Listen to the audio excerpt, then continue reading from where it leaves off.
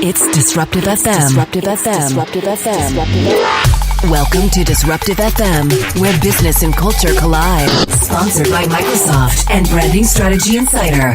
With your host, Jeffrey Colon. Okay, here we go. Hey, what's up, everybody? It's Disruptive FM, episode 6 for the week of May 25th, 2018.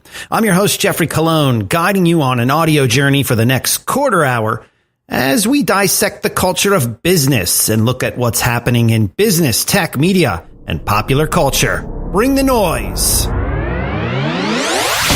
Here are this week's trending topics.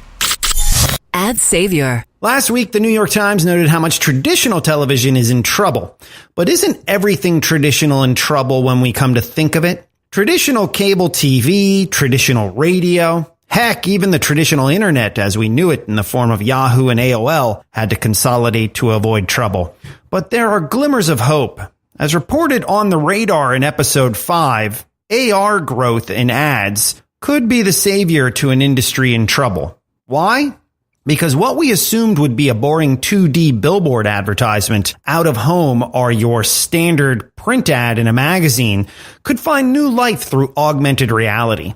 But is this all just a play for attention, or is there real opportunity? For insight, let's turn to an expert. Christina Warren is a senior cloud developer advocate at Microsoft, but was also a tech writer for several years at Gizmodo and Mashable, and really understands the intersection of tech with media. Here are her thoughts from earlier this week via Skype.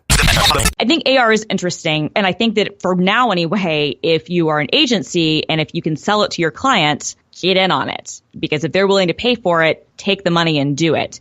Is it going to be long-term effective, and will clients be willing to continue to pay for those sorts of things in the future? Depends on a couple of things. And this is where I become a little bit more skeptical.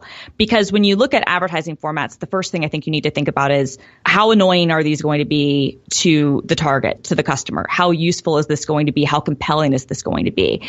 You know, early web advertising wasn't that bad. You know, you had banners, you might have, you know, some images. Those were okay. AdWords was great because they kind of seamlessly jumped in. What became terrible about web advertising, and the reason you see so many people using ad blockers, is because you have pop-ups, you have auto-playing videos, you have all kinds of, you know, you have screen takeovers, you have these other things to kind of get attention away. One of the things I think that makes Instagram such a great platform for advertisers and why it's been so successful is because it's using the native format so well. To get on that platform, the ads have to still kind of have this certain aesthetic and look as the rest of the platform. So you're scrolling through and it doesn't take you out of what else you're doing. So I think the thing with AR is how many people are actively going to use it in whatever context it is. So does the consumer have to download an app to get this experience? And if so, what's the benefit of them doing that?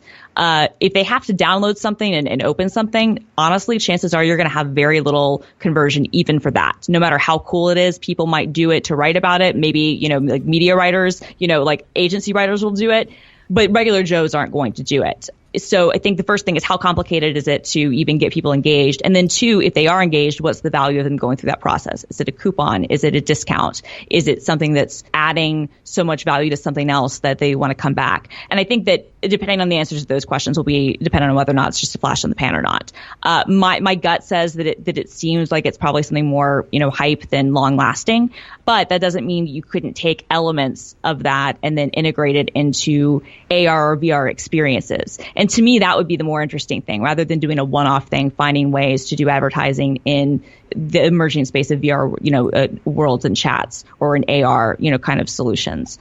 Find those platforms, then find a way to fit your ad into them natively. Because if the whole thing is, yeah, we've spent all this money and done this really impressive conceptual advertising thing, that's great, but almost nobody's going to see it.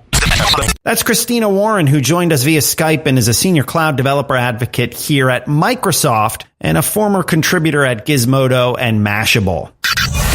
Trending topics on DFM. Not dead yet. What if you die, but you don't really, die? We speak about this as singularity. For those new to this term or new to DFM, singularity is basically not dying. That's right. You take your brain and consciousness, but not your body, and you live on in perpetuity as a machine with a soul. This might sound like science fiction, but recently this has become more science fact. When medical researchers at Yale University announced that they have successfully reanimated a pig's brain, which had been severed from its body, Yale neuroscientist Nenad Sestan revealed the breakthrough during a meeting at the National Institute of Health on March 28th. Sestan's team reportedly experimented on over 100 pig brains obtained from a slaughterhouse and restored their circulation using a system of pumps, heaters, and artificial blood. The researchers said they managed to reactivate the brain for up to 36 hours. Now, this may appear to be at the extreme of technical know-how, but not that different from preserving a kidney when we think about this. Could it come to the point that instead of people saying, "Hey, freeze my brain," they say, "Hey, hook me up and find me a body"? The ability to preserve a pig's brain without its body is leaving many fellow scholars terrified at the thought of this procedure being used on humans. Once again, ethics aren't just in fields like artificial intelligence, but those in biotech. More special segments on future health and medicine on coming episodes of DFM. Trending topics on DFM. Laurel versus Yanny. So this week, a recording was floating around the interwebs with a person saying a name. To some people, that name sounded like Yanny. To others, it sounded like Laurel. A battle enraged, and the web soon became quickly divided into two camps, Team Yanny or Team Laurel. But both answers were correct if you speak to audio engineers. Those who have more high frequency in their hearing heard Yanny. Those with lower frequency heard Laurel. Some heard both. It also depended on the quality of speakers you heard the recording.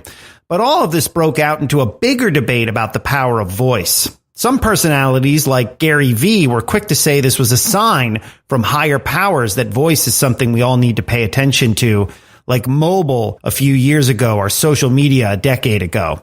But to me, it was not about that, and here's why. Voice is going to be big regardless, but not because it's about voice search or brand marketing. No, it's about something bigger. Voice is the best way for people who are differently abled to access computing power. It is the great equalizer. Too many of us able-bodied folks think technology is all made for us. But the real power of voice is giving a voice to the voiceless. This past week was Global Accessibility Awareness Day, and speaking as an uncle with a nephew who will never be able to type or look at a screen, sound and voice is my nephew's way to interact with technology. And why shouldn't he have this power? Sure, keep thinking selfishly that voice is a way for you to order a bunch of stuff you don't need from Amazon. Or think about someone who is older, disabled, or has no motor functions in their extremities, and what they could do with voice actions and skills. To me, this is what we should be talking about when we think about Laurel and Yanny. But our tech-obsessed press, and even press-obsessed digital gurus, aren't as empathetic as Tribe DFM. You're listening to Disruptive FM with Jeffrey Cologne. Now, here comes the music. Here comes the music. Here comes the music.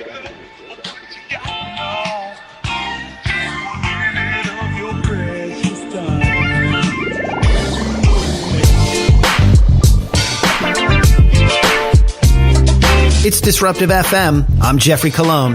We appreciate you spending some time with us. In the background, the sounds of Bungalow with a track called Just a Minute. That's from the Caramel Drizzle compilation curated by New York City's Sunday Sauce Collective. Hey, want to hear a bit of DFM every day? Check out our daily briefing on all Amazon Echo devices. Just say, Alexa, enable Disruptive FM daily. And when you want to listen, say, Alexa, what's in the news? You'll get a 2-minute flash briefing curated by us. Okay, do you like gadgets? We here at DFM are obsessed with all types of gadgets, both hard and soft. So we're excited to debut a new feature here we're calling... Hey nerds! Listen up! Disruptive FM presents the new Hootie Hoo in Turned Up Tech. Geargasm. Shut up and take my money. Geargasm. Last week, we reported on the ongoing growth in earnings woes down in Venice at Snap Incorporated. As a social platform, Snapchat's struggles are well documented. However, they are showing glimmers of hope in a couple of areas, AR being one, the other being hardware. That's right, Snap is, in fact, a camera company. Yeah, I know what you're thinking. Spectacles? What a colossal failure with a reported $40 million of unsold inventory. And that is true. Snap got twisted in the hype machine and overprojected and overordered. But there is little doubt that wearable glasses will become a major computing platform, and Snap gets this from a practical fashion and lifestyle perspective. So now, get ready for Spectacles 2.0. Yep. Last month, Snap quietly released an upgrade to their smart glasses with more colors, optional mirrored lenses, and overall lighter, more comfortable frames. The new iteration of Spectacles are also, get ready for it, water resistant. So you can wear them swimming, surfing, or maybe showering with no worries. Also, video resolution has been improved a bunch, and you have the option to export your clips in a horizontal 16:9 aspect ratio, which means your content can be optimized for other platforms like YouTube. But the biggest development is that Spectacles 2.0 introduces still photo capabilities. And while the quality is a long way from current smartphone cameras, it's a start. We're starting to see how smart glasses can marry all this technology, AR, AI, voice, GPS, gyroscope, with all the capabilities of your smartphone in a device that blends more seamlessly into our lives. All right, time to check out what's on the radar. Here's what's on our radar. Number 1. YouTube has begun rolling out its streaming music service to some users in countries including the US, Mexico, and Australia, The Verge reports. YouTube Music follows a similar business model to other streaming services, offering a free version with ads, a $9.99 per month ad-free subscription, or an $11.99 per month option for YouTube Premium, a service that also offers original video content. YouTube Music is the tech giant's most straightforward answer to Spotify to date, The Verge noted, although it also boasts added song options like remixes, covers, and more. Still, is another player in the music wars needed by consumers, or are we all Spotified out? Number 2. The General Data Protection Regulation, or GDPR, goes into effect May 25th. That's today if you're listening on Friday. And no one is ready for it. For those of you still living in the dark, GDPR, adopted in 2016 in the European Union, is an ambitious set of rules including a requirement to notify regulators about data breaches within 72 hours, no less, to transparency for users about what data is being collected and why. For many years, it's been, how much data can we trick people into giving us? And we'll figure out how to use it later. That is no longer acceptable under GDPR. Time to rethink how we've lived and behaved the last 20 years of marketing on the web. When first adopted 2 years ago, the regulation gave companies plenty of time to get compliant. But like term papers and tax returns, there are people who get it done early, and then there's the rest of us. In an April survey conducted by the Panama Institute of over 1,000 companies, half of them, including 60% of tech companies, said they won't be compliant by the deadline. Number 3. Donald Glover fans culture jam Reddit thread of Donald Trump to give it a whole new meaning. The Daily Dot and others spotted that the subreddit has been inundated with commendable Donald Glover fans seeking to correct the inherent errors of the subreddit's original purpose. The majority of posts are now Glover-related, including at least one post noting that articles are being written about this very subreddit's Glover-related takeover, because meta is always the way to go. One particularly noteworthy post outlines the Glover is greater than Trump superiority fact using a section of inarguable comparisons, including the fact that Glover loves immigrants and doesn't want to fuck his daughter. I'm not sure about you, but those are two very important qualities I look for in a Donald. Okay, that's a wrap for another DFM. As always, thanks for checking us out. Connect with us by following me on Twitter or Instagram at DJGEOFFE, at DJ Jeffy, or follow Disruptive FM on Twitter or Instagram at Disruptive FM. And you can read more in-depth content via our sponsors, BrandingStrategyInsider.com and Microsoft.com/stories. I'm Jeffrey Colon. We'll catch you next week.